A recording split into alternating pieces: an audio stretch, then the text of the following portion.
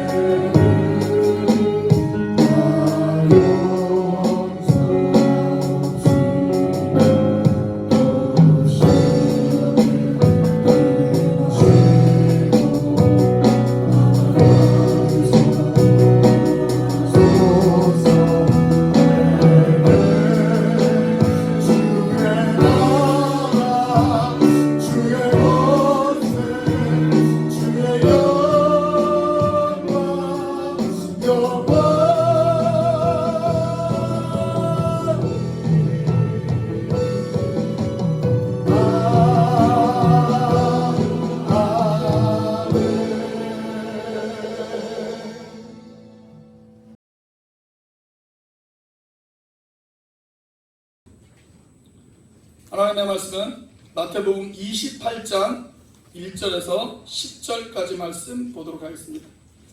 마태복음 28장 1절에서 10절까지 말씀 보도록 하겠습니다. 제가 가진 성경으로는 신약성경 52페이지입니다. 마태복음 28장 1절에서부터 10절까지 말씀입니다. 우리 한 절씩 교독으로 읽도록 하겠습니다. 제가 한 절 읽고 여러분들이 한 절 읽고 교독으로 읽습니다. 안식일이 다 지나고 안식 후 첫날이 되려는 새벽에 막달라 마리아와 다른 마리아가 무덤을 보려고 갔더니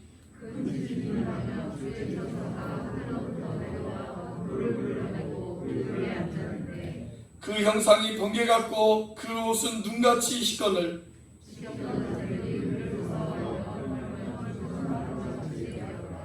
천사가 여자들에게 말하여 이르되 너희는 무서워하지 말라. 십자가에 못 박힌 예수를 너희가 찾는 줄을 내가 아노라.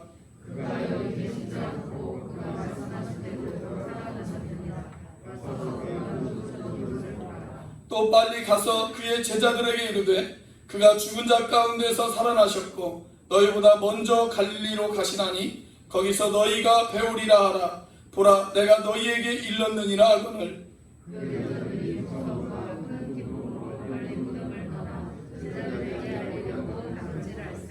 예수께서 그들을 만나 이르시되 평안하냐 하시거늘 여자들이 나아가 그 발을 붙잡고 경배하니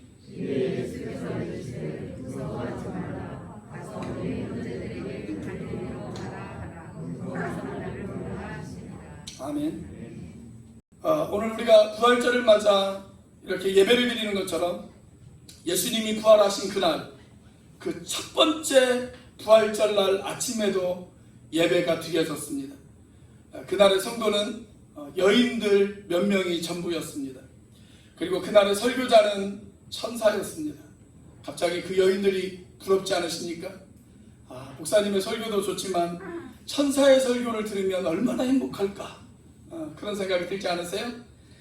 그렇다면 오늘 저를 천사로 생각하시고 이 설교 말씀을 들으시기를 바랍니다. 자, 이미 말씀을 드렸듯이 그날 몇 명의 여인들이 그 현장에 있었습니다. 오늘 마태복음에 보면 그 여인들 중 2명의 이름이 소개가 되어지고 있습니다. 자, 1절 말씀입니다. 같이 한번 읽어보겠습니다. 시작. 안식일이 다 지나고 안식 후 첫날이 되려는 새벽에 막달라 마리아와 다른 마리아가 무덤을 보려고 갔더니, 자, 여기 보면 막달라 마리아가 등장을 해요. 그리고 또 다른 마리아가 등장을 합니다. 자, 학자들은 여기에 있는 다른 마리아는 아마 예수님의 어머니였던 마리아였을 것이다 라고 그렇게 추측하고 있습니다. 사랑하는 아들이 묻혀있는 그 무덤에 어머니였던 마리아가 찾아왔을 가능성이 충분히 있지 않겠습니까? 자, 그들은 본래 무덤에 누이신 예수님을 보려고 무덤가를 찾았습니다. 아마도 예수님 시체에다가 모략을 발라드리기 위해서 예수님 무덤을 찾았을 것입니다. 그 당시에 좀 귀한 사람이라고 생각되시는 분들이 세상을 떠나게 되어지면 그 사람에게 할 수 있는 최고의 행위가 뭐였냐면 모략을 발라드리는 것이었습니다. 이것이 바로 모략입니다. 모략나무가 있어요. 그 모략나무에다가 상처를 내요. 그러면 거기에서 진액이 나와요. 그리고 그 진액이 시간이 흐르면 딱딱하게 굳습니다. 그리고 이것을 모아다가 기름을 만들어요. 그러면 아주 좋은 화장품이 되어지기도 하고, 시체에 바르면 시체가 썩는 것을 꽤 오랫동안 막아줍니다. 그래서 꽤 오랜 시간 동안 시체를 원형 그대로 유지할 수가 있습니다. 자, 원래 본래적으로는 사람이 죽으면 그 자리에서 바로 모략을 발라드리는 것이 일반적이었습니다. 그런데 예수님은 안식일 전에 바로 십자가에 돌아가셨기 때문에 시간이 별로 없었어요. 그래서 급하게 시신을 수습했습니다. 그래서 모략을 발라드릴 시간적인 여유가 없었습니다. 아마 이 여인들은 그것이 마음에 걸렸던 모양이에요. 그래서 안식일이 끝나자마자 그날 새벽, 해가 막 떠오르는 그 새벽에 이 여인들은 무덤가를 찾았습니다. 그리고 예수님의 시신에 모략을 발라드리기 위해서 예수님의 시신을 찾았을 것입니다. 그런데 바로 그날 그 자리에서 그들은 뜻밖에도 천사의 메시지를 듣게 되어집니다. 이 첫 번째 부활의 역사적인 현장에서 선포된 천사의 메시지는 과연 무엇일까요? 2가지의 메시지가 선포되어졌습니다. 하나는 초대였어요. 2번째는 명령이었습니다. 초대의 메시지가 선포되어졌고 명령의 메시지가 선포되어졌습니다. 자, 일단 첫 번째 초청의 메시지부터 살펴보도록 하겠습니다. 자, 6절 말씀입니다. 같이 한번 읽겠습니다. 시작. 그가 여기 계시지 않고 그가 말씀하시던 대로 살아나셨느니라. 와서 그가 누우셨던 것을 보라. 자, 여기에 중요한 동사 2개가 등장하지 않습니까? 자, 어떤 동사들이 등장을 해요? 하나는 와서, 그 다음에는 보라. 그런 동사가 등장하죠. 와서 보라. 그렇게 이야기합니다. 더 줄이면 와 보라. 그 이야기죠. 자, 이건 초청이에요. 초청. 그런데 사실 이것보다 더 먼저 선포되어진 메시지가 있습니다. 5절 말씀입니다. 자, 5절 같이 한번 읽어보겠습니다. 시작. 천사가 여자들에게 말하여 이르되 너희는 무서워하지 말라. 십자가에 못 박히신 예수를 너희가 찾는 줄을 내가 아노라. 자, 천사가 처음에 한 말이 무슨 말이었어요? 너희는 무서워하지 말라. 그렇게 이야기했습니다. 무서워하지 말라. 왜 이 이야기를 했을까요? 여자들이 지금 무서워하고 있었거든요. 왜 안 무서웠겠어요? 제가 몇 달 전에 아마 토요일 날로 기억합니다. 주일날 설교 준비를 하기 위해서 거의 밤 12시 넘게까지 설교 준비를 하고 잠깐 예배당에 볼 일이 있어서 기도하기 위해서 예배당을 막 내려오고 있었어요. 3층에서 엘리베이터를 타고 1층으로 딱 내려오고 있는데 1층 문이, 엘리베이터 문이 딱 열리자마자 그 앞에 김상희 집사님하고 문영신 집사님이 딱 서 있는 거예요. 밤 12시에 말입니다. 제가 얼마나 놀랐겠어요. 가슴이 철렁했습니다. 정말 많이 놀랐습니다. 아마 주일 식사 준비를 위해서 밤늦게까지 수고하셨던 것으로 기억이 되어집니다. 그런데 여러분, 이날 새벽을 한번 생각해 보세요. 여인들이 무덤가를 찾았어요. 그런데 갑자기 흰 옷을 입은 사람이, 그것도 몸에서 영광스러운 광채가 빛나는, 화보란 광채가 빛나는 그 사람들이 무덤가에 서 있다고 한번 생각을 해보세요. 여러분 얼마나 놀랐겠어요? 얼마나 무서웠겠어요? 자, 그래서 천사가 이야기합니다. 두렵지 말라, 놀라지 말라, 그렇게 이야기합니다. 그러면서 본격적인 부활의 메시지를 선포합니다. 자, 6절에 보시면 뭐라고 이야기를 하냐면, 그는 여기 계시지 않고 말씀하시던 대로 살아나셨느니라. 할렐루야. 그렇게 이야기합니다. 말씀하신 대로 살아나셨느니라. 여러분, 이게 인류 역사상 부활의 첫 번째 메시지였습니다. 그가 여기 계시지 않고 말씀하신 대로 살아나셨느니라. 자, 주님이 살아계시다고 하는 이 선포와 함께 천사는 여자들을 이렇게 쫓아갑니다. 와서 보십시오. 와서 보십시오. 이것은 억지로 믿으라고 하는 강요가 아닙니다. 무조건 덮어놓고 믿어라 라고 이야기하는 것이 아닙니다. 와서 보십시오. 당신이 이 역사적인 현장을 직접 한번 확인해 보십시오. 우리 주님께서 부활하셨다는 사실을, 우리 예수님의 무덤이 비어있다는 사실을, 그분이 죽음을 이기고 다시 살아나셨다는 사실을 당신의 눈으로 직접 확인해 보십시오. 바로 이 초청입니다. 영국의 프랭크 모리슨이라고 하는 아주 유명한 법률학자가 있었습니다. 그는 기독교인들이 가지고 있는 신앙 가운데 가장 믿을 수 없는 신앙이 바로 부활신앙이다 라고 생각을 했습니다.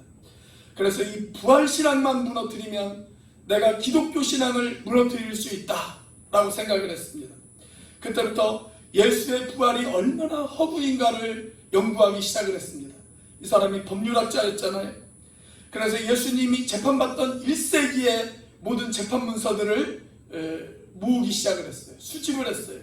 자, 그래서 그것을 연구하기 시작을 하면서 그는 마침내 부활의 역사적인 그 증거 앞에 무릎을 꿇을 수밖에 없었습니다. 그 자료들을 연구하면 연구할수록 예수님의 부활은 흔들릴 수 없는 사실이라는 것을 그가 깨닫기 시작했어요. 그래서 결국 하나님 앞에 무릎을 꿇었습니다. 그리고 부활하신 그 예수님을 나의 주, 나의 구세주로 받아들였습니다. 그리고 그분이 책을 한 권 썼어요. 그 책의 제목이 뭐냐면 누가 돌을 옮겼는가 라고 하는 책입니다. 누가 돌을 옮겼는가. 그가 이 책 첫 번째 장에 제목을 붙였는데 이런 제목을 붙였어요. 처음에는 쓰이기를 거절했던 책. 그가 예수님의 부활을 믿어서 이 책을 쓴 것이 아니잖아요. 예수님의 부활을 깨트리기 위해서 이 책을 썼지만 처음에는 그 목적을 가지고 연구를 했지만, 그러나 연구를 하면 연구를 할수록 예수님의 부활은 흔들릴 수 없는 사실이라는 것을 깨닫고 그는 첫 제목을 이렇게 붙였습니다. 처음에는 쓰이기를 거절했던 책. 자, 그러면서 그는 이런 유명한 이야기를 합니다. 지나간 역사 속에서 나처럼 예수 그리스도의 부활을 부인하거나 의심한 사람은 많았다. 그러나 그들 대부분은 나처럼 부활에 대해서 진지하게 그것을 연구해 본 사람들은 별로 없다. 만약 그들 중 누군가가 예수 그리스도의 부활을 진지하게 연구하기 시작을 한다면 그들도 나처럼 부활의 신앙을 고백하지 않을 수 없을 것이다. 그렇게 이야기했습니다. 미국 대학가에서 가장 큰 영향력을 미치는 전도자 가운데 조시 맥도웰이라고 하는 사람이 있습니다. 조시 맥도웰. 그는 대학교와 대학원을 최고의 성적으로 졸업한 수재였습니다. 그가 처음 복음을 들었을 때 그 복음이 믿어지지 않았어요. 특별히 이 사람도 부활신앙이 믿어지지 않았습니다. 그래서 이 부활신앙을 믿고 싶은 마음이 그에게는 있었어요. 내가 이 부활신앙을 믿기만 한다면, 이 부활 사건만 믿을 수 있다면 내가 예수님을 믿을 수 있을 것 같은데 과연 이 부활이 역사적 사실일까? 라는 궁금증을 갖기 시작을 했습니다. 자, 그래서 이 사람도 예수님의 부활을 연구하기 시작을 했어요. 무려 13년을 연구했어요. 그리고 이 사람이 도서실에서 보낸 시간만 해도 몇 시간이냐면 무려 1000시간이 넘게 이 예수님의 부활을 연구하기 시작했습니다. 그리고 그도 책을 한 권 썼어요. 부활의 요인이라고 하는 아주 유명한 책을 썼습니다. 이 책은 지금도 부활에 대해서 가장 영향력 있게 사람들에게 읽혀지고 있는 그러한 책입니다. 그는 연구 끝에 이러한 질문을 하나 던져봤어요. 예수님의 시체가 무덤에서 없어졌다라는 것은 부인할 수 없는 사실이다. 그건 역사적으로 내가 부인할 수 없는 사실이다. 자, 그리고 나서 질문을 하나 던집니다. 자, 그렇다면 왜 예수님의 무덤이 비어 있었을까? 예수님의 시체가 왜 그 무덤에 없었을까? 거기에 대해서 질문을 던졌습니다. 그리고 스스로 몇 가지 가정을 한번 생각해 보았습니다. 첫 번째 가정은 도적설입니다. 도적설. 예수님을 사랑하는, 그리고 예수님을 따르는 제자 중에 누군가가 예수님의 시체를 훔친 뒤에 예수님께서 부활하셨다라고 소문을 퍼뜨린 것은 아닐까? 라고 가정을 해보았습니다. 그런데 예수님이 이 땅에 계실 때 예수님은 종종 사람들에게 내가 죽을 것이고 나는 3일 만에 다시 부활할 것이다 라고 이야기를 하셨습니다. 그 이야기를 예수님의 제자들만 들은 것이 아닙니다. 예수님을 반대하는 사람들도 그 이야기를 들었습니다. 자, 그렇다면 제자들이 헛소문을 퍼뜨리지 않게 하기 위해서 예수님을 반대하는 사람들이 예수님의 무덤가에 로마 병사들을 세워놓았습니다. 로마 병사들이 있는 한 예수님의 제자들이 그 시체를 훔친다는 것은 불가능했습니다. 자, 그래서 역사적으로 예수의 시체를 훔친다는 것은 도저히 있을 수 없는 일이다. 이건 불가능하다라고 결론을 내렸습니다. 두 번째 가설입니다. 다른 무덤설입니다. 예전에 제 외할아버지가 돌아가셨는데 공동묘지에 묻히셨어요. 몇 년 뒤에 선산으로 이장을 할 것을 계획을 했기 때문에 그 묘에다가 비석조차 세우지 않았습니다. 저는 서울에서 사역을 하고 몇 년 뒤에 그 무덤을 저 혼자 한번 찾아가 보았어요. 꽃 한 송이를 가져가고 그리고 무덤 앞에다 꽃을 놓고 그리고 그 위에서 기도하고 그리고 내려왔어요. 그리고 몇 달이 지나서 추석이 되어져서 가족들과 함께 그 묘를 다시 찾았습니다. 그런데 가족들이 다른 묘로 가는 거예요. 다른 묘로. 제가 묘를 잘못 찾아간 것이었습니다. 아마 이 여인들도 그랬을 것이다 라고 생각한 거예요. 캄캄한 새벽에 무덤을 찾다 보니까 헷갈릴 수 있죠. 그렇죠? 그런데 헷갈려서 찾은 그 무덤이 마침 비어있는 무덤이었어요. 그래서 예수는 부활한 것이다 라고 그렇게 소리친 것은 아닐까, 이런 가정을 한번 생각해 보았습니다.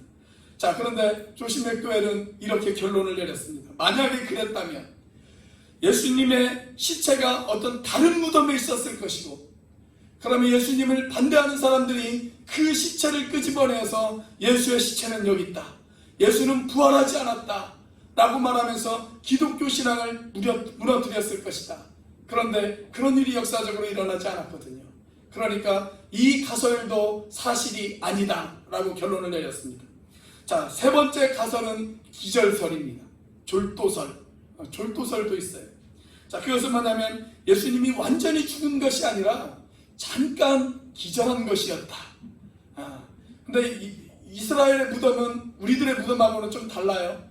우리들의 무덤은 땅을 파서 시신을 그 안에다가 집어넣고 다시 흙을 덮는 그런 무덤이잖아요. 근데 이스라엘의 무덤은 그렇지 않습니다. 이스라엘의 무덤은 굴을 파요. 그리고 그냥 시신을 그 위에다가 올려놓아요. 그리고 앞에 큰 돌로 그 입구를 막아버리는 것입니다. 자, 그렇기 때문에 예수님께서 동굴 속에서 기절해 있다가 새벽이 되어지니까 서늘한 공기가 들어오잖아요. 아무리 돌로 잘 밀봉을 했어도 공기가 들어오거든요. 서늘한 공기가 들어와요. 공기가 차가워지자 기절했던 예수님이 다시 깨어나서 유유히 무덤 바깥을 향해서 걸어 나오지 않으셨을까? 이게 바로 기절설입니다. 그런데 이것은 의학적으로 불가능합니다. 왜냐하면 예수님께서 죽으신 다음에 그 죽음을 확인하기 위해서 로마의 병정들이 예수님의 옆구리를 창으로 찔렀습니다. 그리고 그 순간 물과 피가 흘렀다라고 성경은 우리에게 가르쳐주고 있습니다. 이건 살아있는 사람들에게는 불가능한 일이에요. 그래서 예수님께서 죽었다라고 하는 것은 역사적인 사실입니다. 자, 네 번째 가설은 소위 환상설입니다. 환상설. 예수님을 좋아하던 사람들이 예수님을 하도 사모하다 보니까 갑자기 눈에 헛것이 보이기 시작을 하는 거예요. 그래서 야, 예수님이 살아나셨다, 이렇게 소문을 퍼뜨린 것은 아닐까. 그런데 부활을 목격한 사람들이 성경에 최소한 몇 명이냐면 500명이 넘어요. 이 500명의 모든 사람들이 다 예수님의 환상을 보았을까요? 그것은 불가능한 것입니다. 그래서 역사적 사실 앞에 그가 무릎을 꿇을 수밖에 없습니다. 그러면서 계속 질문을 던집니다. 왜 무덤이 비었을까? 그리고 그는 드디어 한 가지 흔들릴 수 없는 결론 앞에 도달하기 시작합니다. 왜 예수의 무덤은 비었는가?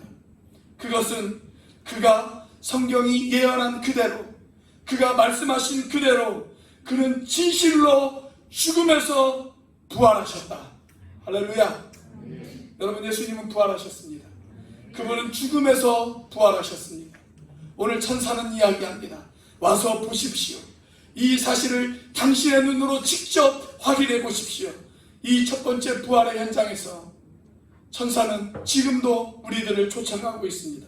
혹시 여러분들 가운데 이 부활의 사실을 아직도 믿음으로 받아들이지 못하시는 분들이 계십니까? 그렇다면 와서 보십시오. 예수님께서 부활하셨다는 그 사실을, 무덤이 비어있는 그 사실을, 그리고 그분이 죽음에서 이기신 그 사실을, 그분이 우리에게 첫 번째 부활의 열매가 되셨다는 그 사실을 여러분들이 믿으시기를 주의 이름으로 축원합니다. 자, 두 번째 메시지, 명령의 메시지입니다. 처음에는 초청으로 시작해서 이제는 명령으로 바뀝니다. 자, 어떤 명령으로 바뀔까요? 7절 말씀입니다. 같이 한번 읽어보도록 하겠습니다. 시작. 또 빨리 가서 그의 제자들에게 이르되 그가 죽은 자 가운데서 살아나셨고 너희보다 먼저 갈릴리로 가시나니 거기서 너희가 배우리라 하라. 보라, 내가 너희에게 일렀느니라 하거늘. 자, 명령도 두 가지로 되어져 있어요. 두 가지. 첫 번째는 뭐예요? 빨리 가라. 빨리 가라. 자, 그 다음에 두 번째 단어는 우리가 성경에는 분명하게 나와 있지 않아요. 우리가 가진 성경에는 분명하게 나와 있지 않지만 이렇게 기록되어 있죠. 갈릴리로 가시나니 거기서 너희가 배우리라고 하라. 근데 뭘 하라는 거예요? 말하라라는 거죠. 말하라. 그래서 말하라 이 말입니다. 빨리 가라, 그리고 말하라, 이 이야기예요. 자, 초청도 두 가지로 되어 있어요. 초청은 뭐였어요? 와서 보라. 자, 명령도 두 가지입니다. 명령은 뭐예요? 가서 말하라, 그 이야기예요. 그런데 어떻게 가라고요? 빨리 가라고요. 천사도 국적이 있다면 이 천사는 한국 천사였지 않을까, 그런 생각이 듭니다. 성격이 급하잖아요. 빨리 가서 말해. 아마 그렇게 이야기했을 것 같아요. 자, 그런데 어디로 가라고 명령했습니까? 갈릴리로 가라, 그렇게 이야기했어요. 왜 하필 갈릴리였을까요?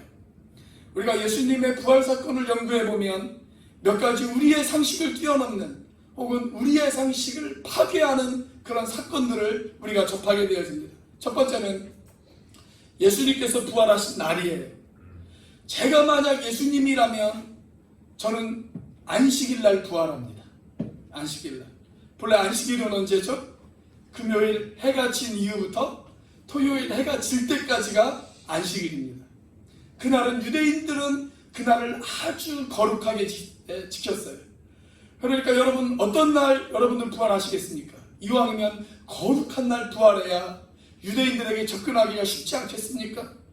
그런데 우리 주님께서는 안식일 날 부활하지 않으셨어요. 언제 부활하셨어요? 1절 말씀에 보면 안식 후 첫날 부활하셨어요. 안식 후 첫날. 토요일 안식이 끝나고 첫날. 그럼 언제예요? 주일이죠.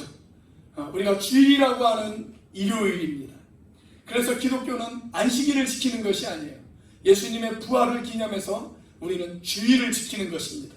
자, 그런데 그것은 우리의 개념이에요. 유대인의 개념에는 주일은 세속적인 날입니다. 세속적인 날.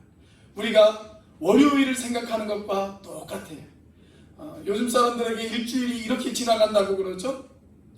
월, 화, 수, 오, 금, 토일 이렇게 지나간다고 그러잖아요. 토요일하고 주일이 왜 그렇게 빨리 지나가는지 몰라요. 그리고 월요일이 딱 시작되어지면 무엇이 시작됩니까? 월요병이 시작되었습니다. 월요병. 저희 아내가 금요일부터 쉬었어요. 금요일 날 하루 휴가를 얻어서 금요일 날 쉬었고 어제도 쉬었고 오늘도 쉬고 있습니다. 제가 오늘 아침에 물어보았습니다. 3일을 쉬었더니 몸이 찌뿌듯하지? 아니 더 쉬고 싶어. 그렇게 이야기하더라고요. 우리는 월요일만 되어지면 월요병을 느끼기 시작합니다. 학생들은 학교에 가야 되고 직장인들은 직장에 출근을 해야 됩니다. 바쁩니다. 그리고 돌아올 주말이 엄청나게 멀게 그렇게 느껴지기 시작합니다. 여러분, 유대인들이 생각하는 월요일, 유대인들이 생각하는 주일은 바로 그런 날이었어요. 그런 날. 그런데 하필 우리 예수님께서 그 부활의 날을 이 주일로 잡으신 거예요. 이건 우리의 상식을 깨는, 유대인들의 상식을 깨는 그런 파격적인 사건이었습니다. 자, 또 하나 우리의 상식을 깨는 것은 부활하신 주님이 제일 먼저 만난 사람들이었어요. 자, 일단 이 여인들이 처음에 무덤가에 찾아가서 천사를 만났습니다. 그리고 천사를 만난 그 다음에 다시 예수님이 그들에게 나타나셨어요. 9절 말씀에 보니까 천사를 본 여인들에게 예수님이 나타나십니다. 아무도 놀라시는 분이 안 계시네요. 여러분, 부활하신 첫 번째 목격자가 여자들이었습니다. 여자들. 네. 그뿐만이 아니라 주님께서 이 여성들에게 이렇게 명령하십니다. 가서 내가 부활했다는 소식을 제자들에게 알려라. 그렇게 이야기했어요. 그러니까 이 여성들은 부활의 첫 번째 목격자였을 뿐만이 아니라 첫 번째 증인이었어요. 그 부활을 알리는 첫 번째 증인이었습니다. 그런데 여러분, 참 흥미로운 것은 뭐냐면 이 복음서가 쓰여져 있던 1세기 당시에 여자들이 법정에 증언을 하게 되어질 경우 그 증언은 법정에서 증거로 효력이 없었습니다. 그러니까 여자들은 법정 증인의 자격이 되어지지를 않았어요. 우리 자매님들은 오늘 이 시대 여성으로 태어난 것을 하나님 앞에 감사하시길 바랍니다. 자, 그런데 부활하신 주님이 제일 먼저 누구에게 나타나셨다고요? 여자들에게 나타나셨어요. 그리고 나타나셨을 뿐만 아니라 그 여성들을 증인으로 삼아 부활 소식을 알리는 첫 번째 증인이 되었습니다. 자, 이것도 파격적인 사건이었어요. 자, 세 번째 파격적인 사건은 예수님께서 이 여성들에게 갈릴리로 가라 그렇게 이야기하셨어요. 그리고 예수님 당신도 갈릴리로 가시겠다라고 그렇게 말씀을 하십니다. 자, 만약 제가 예수님이라면 저는 갈릴리로 가지 않습니다. 어디로 갔을까요? 사람들이 많은 곳, 아마 예루살렘으로 갔을 것 같아요. 요즘 선거철인데 후보들이 어디에 많이 몰립니까? 사람들이 많이 모여있는 곳, 그곳으로 가잖아요. 만약에 제가 예수님이었다면 저 같으면 노영 오거리로 갔을 것입니다. 그리고 거기에서 사람들에게 관심을 받고 시선을 끄는 아마 그런 일을 했을 거예요. 그런데 우리 주님께서는 이 여인들을 어디로 보내셨어요? 갈릴리 땅으로 보내셨어요. 이스라엘 땅 중에서 가장 북쪽에 있는 땅, 가장 편방에 있는 땅.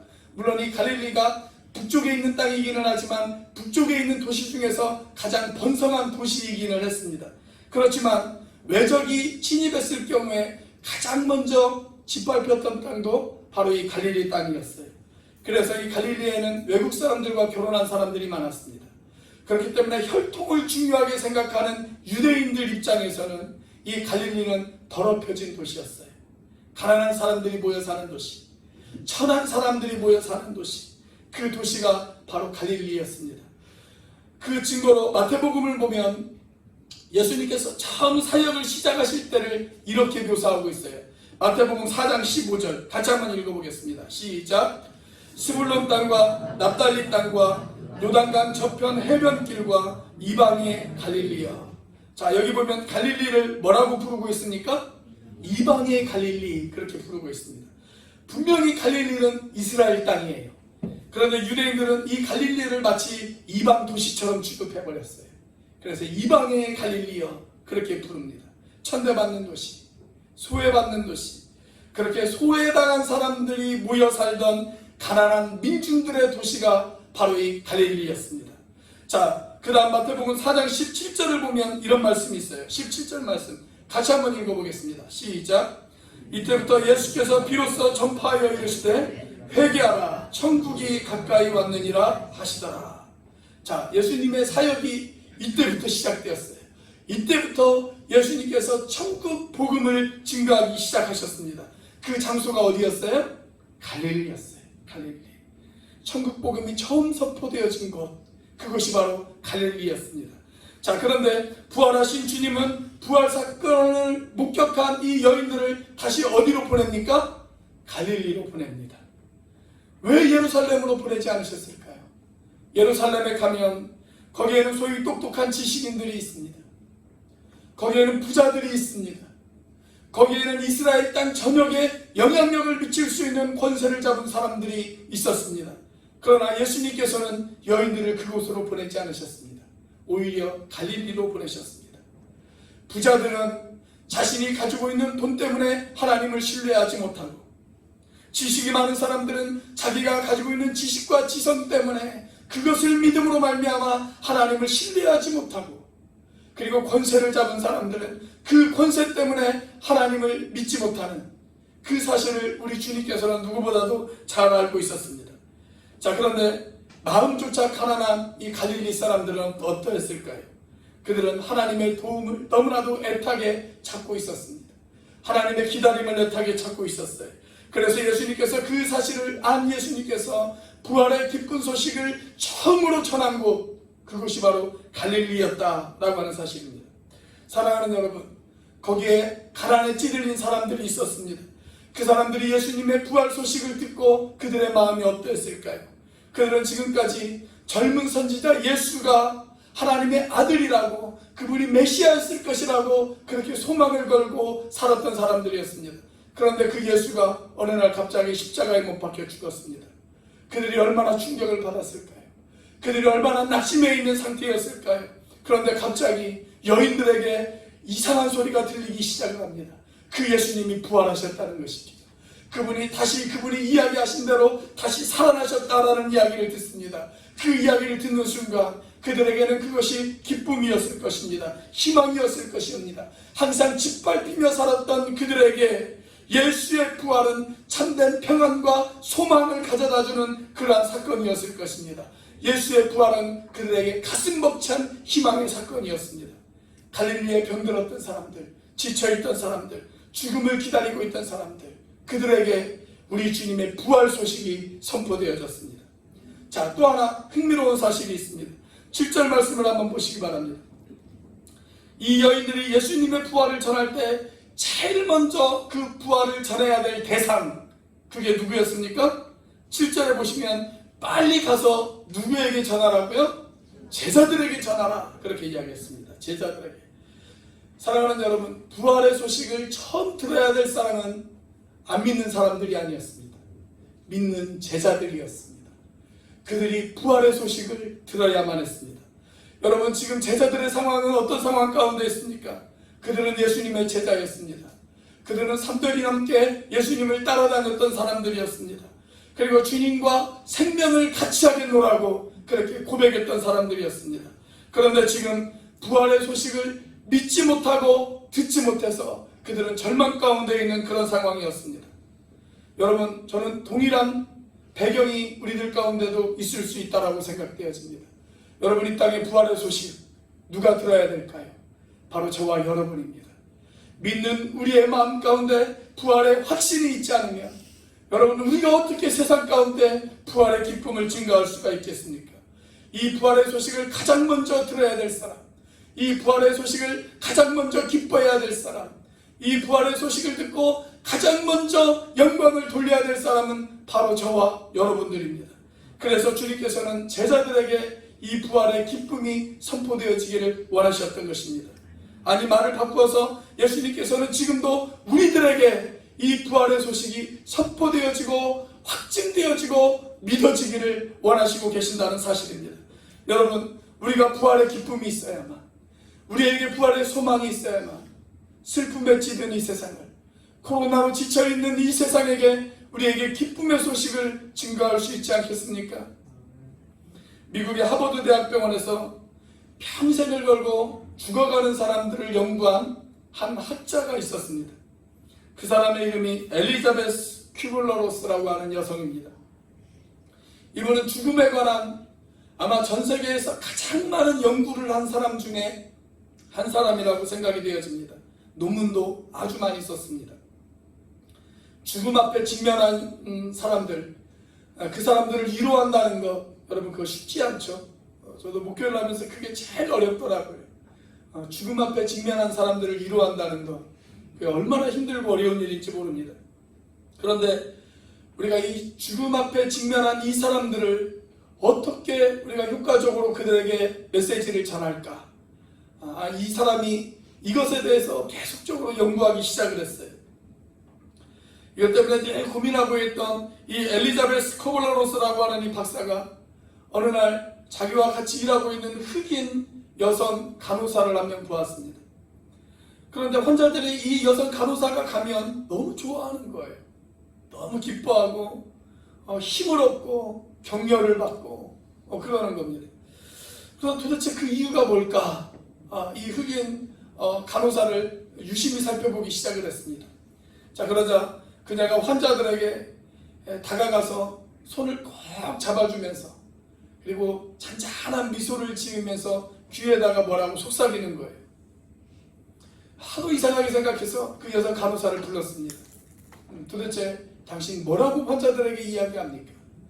뭐라고 이야기하길래 그들이 당신이 이야기하고 나면 그들 입에서 미소가 생기고 그리고 그들이 다시 힘이 생기고 그리고 왜 당신만을 그렇게 찾습니까?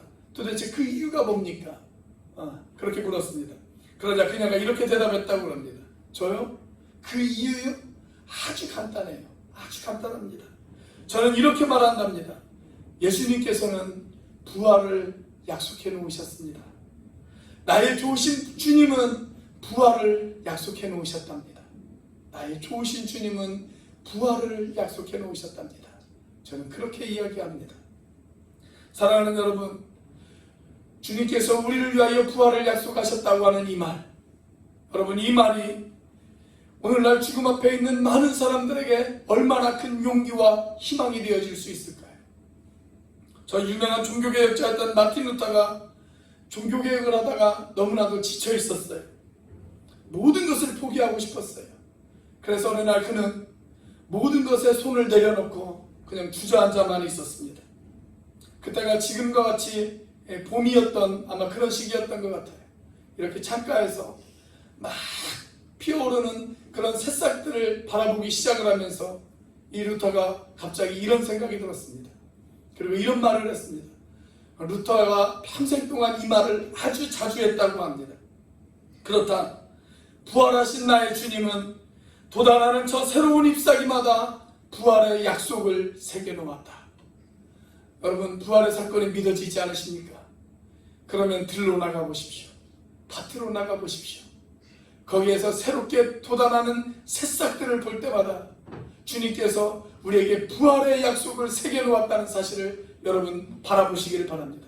사랑하시는 여러분, 사막 같은 우리의 인생, 그 인생 가운데 장미꽃이 다시 피어오르기 위해서 우리의 메말라버린 인생 가운데 생명의 강이 다시 흐르기 위해서 2000년 전 예수님께서는 십자가에 돌아가셨습니다. 그리고 그분은 다시 살아나셨습니다. 다시 사신 주님께서 우리에게 이렇게 말씀하십니다. 빨리 가라. 빨리 가서 전하라 라고 이야기하십니다. 오늘은 부활주일이자 동시에 선교주일입니다. 사랑하는 여러분, 우리가 이 부활의 기쁜 소식을 누구에게 전해야 될까요? 아직까지 희망이 없는 사람들, 소망이 없는 사람들, 죽어가는 그 사람들, 여러분 그 사람들에게 우리가 빨리 가서 전해야 되지 않겠습니까? 이 명령을 수행하기 위해서 우리 오늘리교회는 세워졌습니다. 그리고 우리 오늘리교회는 이 명령을 지킬 것입니다. 저와 여러분들이 이 명령 앞에 순종할 수 있는 저와 여러분들이 되시기를 주의 이름으로 축원합니다. 기도하시겠습니다.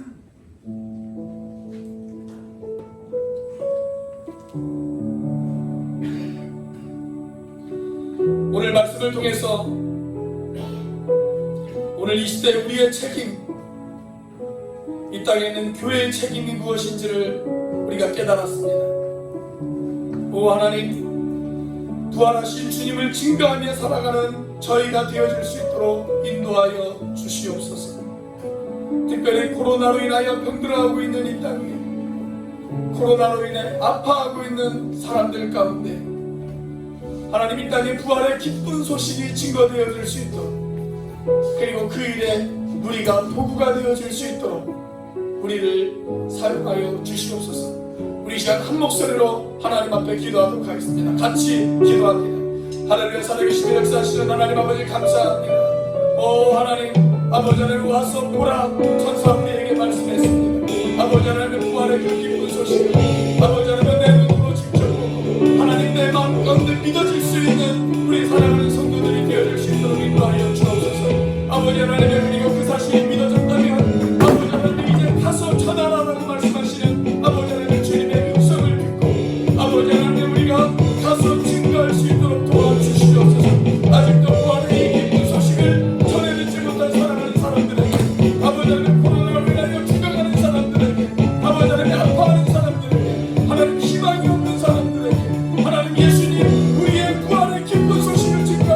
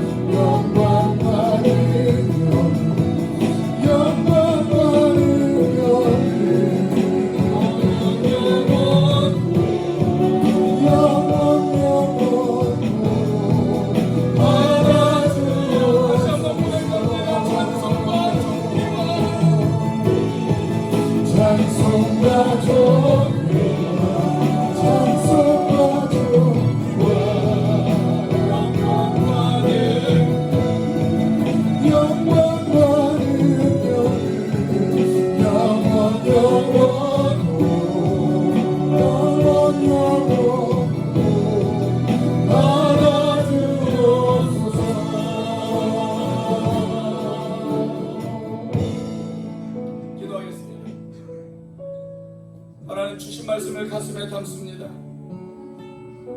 우리가 때를 얻든지 못 얻든지 우리의 발걸음이 미치는 모든 곳에서 우리가 만나는 모든 사람들에게 이 부활의 기쁜 소식을 증거할 수 있기를 원합니다. 하나님, 침묵할 수 없는 은혜입니다. 그 부활의 영광을 목격했기에, 그 부활의 소망이 우리 가운데 있기에 하나님, 침묵할 수 없는 우리의 입술입니다. 하나님, 온 열방을 향해서, 온 세상을 향해서 이 부활의 기쁜 소식을 증거할 수 있는 우리가 되어지게 하여 주옵소서. 이 부활의 증인이 되어지는 우리가 되어지게 하여 주시옵소서. 이제는 우리를 위하여 십자가에 달리신 성자 하나님의 은혜와 그 독생자를 죽기까지 내어주신 성부 하나님의 사랑과 지금도 그 사랑을 깨닫게 하시고 충만하게 하시는 성령 하나님의 교통하심이, 주님의 부활하심을, 주님이 다시 살아나셨음을 우리들 마음 가운데 확증하며 살아가는 지체들 머리 위에, 이들의 삶의 현장마다, 그리고 가정마다, 사업의 장마다 부활의 승리와 평안이 함께 하시기를 우리 주 예수 그리스도의 이름으로 간절히 축원하옵나이다. 아멘.